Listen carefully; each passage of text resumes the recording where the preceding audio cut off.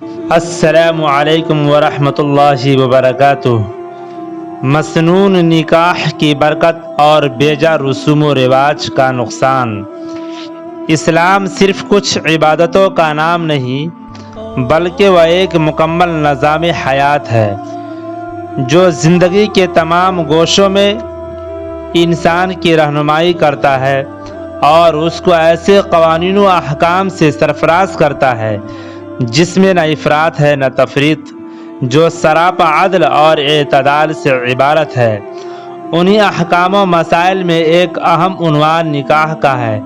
اسلام میں نکاح کو آسان اور اخراجات کے اعتبار سے ہلکا رکھا گیا ہے، کیونکہ نکاح ہی سے سماج کی پاکیزگی اور عفت و عصمت متعلق ہے۔ نکاح جس قدر دشوار ہوگا گناہ اسی قدر آسان ہوگا اور سماج میں گندگی پھیلے گی۔ نکاح اگر آسان ہوگا تو گناہ کے مواقع کم ہو جائیں گے اور سماج میں عفت و پاکدامنی اور غیرت و حیا کے تقاضوں کو برقرار رکھنا آسان ہوگا۔ اس سے اندازہ کیا جا سکتا ہے کہ اسلام میں نکاح کو کس قدر آسان رکھا گیا ہے۔ حضور نبی کریم صلی اللہ علیہ وسلم کا ارشاد ہے، وہ نکاح خیر و برکت کے لحاظ سے بڑھا ہوا ہے جس میں کم سے کم خرچ کیا جائے۔ اسی طرح یہ تعلیم بھی دی گئی کہ رشتہ نکاح کی بنیاد تقوی اور دینداری ہو اور اس سے مقصود اپنی نگاہ اور عصمت کی حفاظت ہو۔ آپ صلی اللہ علیہ وسلم نے صاف الفاظ میں ارشاد فرمایا کہ اگر نکاح کی بنیاد دینداری ہوگی تو کامیابی ملے گی، اگر نکاح دینداری سے ہٹ کر کسی اور بنیاد پر کیا گیا تو پھر نقصان ہوگا۔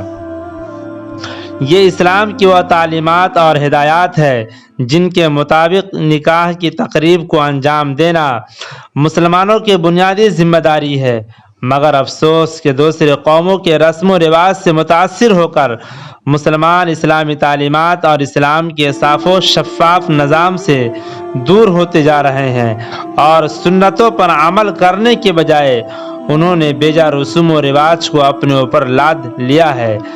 سادگی کے ساتھ نکاح کرنے کے بجائے اب مسلمان بھی شادی بیاہ کے موقع پر جہیز کے لین دین، اسراف اور فضول خرچی کا مظاہرہ کرنے لگے ہیں، جبکہ قرآن کریم میں اللہ تعالیٰ نے اسراف اور فضول خرچی سے منع کیا ہے اور فضول خرچی کرنے والوں کو شیطان کا بھائی قرار دیا ہے۔ اس وقت جہیز اور شادی کے موقع سے لین دین اور فضول خرچی کی لعنت نے لڑکیوں کو سماج میں ایک بوجھ بنا دیا ہے۔ سماج پر جہیز کے انتہائی برے اثرات مرتب ہوتے ہیں۔ جہیز کی وجہ سے غریب لڑکیوں کا نکاح مشکل ہو جاتا ہے اور ان کا مستقبل تاریکی میں ڈوب جاتا ہے۔ حضور اکرم صلی اللہ علیہ وسلم نے اسی کی نصیحت فرمائی ہے کہ دینداری کو ترجیح دی جائے۔ حضرت ابو ہریرہ رضی اللہ تعالیٰ عنہ سے روایت ہے کہ رسول اللہ صلی اللہ علیہ وسلم نے فرمایا، جب تم لوگوں کی طرف ایسا شخص پیغام نکاح بھیجے جس کے دین و اخلاق کو تم پسند کرتے ہو تو اس سے اپنی لڑکی کا نکاح کر دو، اگر ایسا نہ کرو گے تو زمین میں بہت بڑا فتنہ اور فساد پھیل جائے گا۔ تاریخ گواہ ہے کہ دنیا میں لڑکیوں کو زندہ درگور کیے جانے والے عورتوں پر ظلم و ستم کے خلاف سب سے پہلے اسلام نے انقلاب برپا کیا اور دنیا کے سامنے عورتوں کی عظمت بیان کی۔ حضور صلی اللہ علیہ وسلم کے یہ حال تھا تو چاہے کسی بھی مذہب اور قوم سے تعلق رکھنے والی لڑکی پر ظلم و ستم ہوتا اور اس کو زندہ درگور کیا جاتا تو سب سے زیادہ دکھ اور صدمہ آپ صلی اللہ علیہ وسلم کو ہوتا۔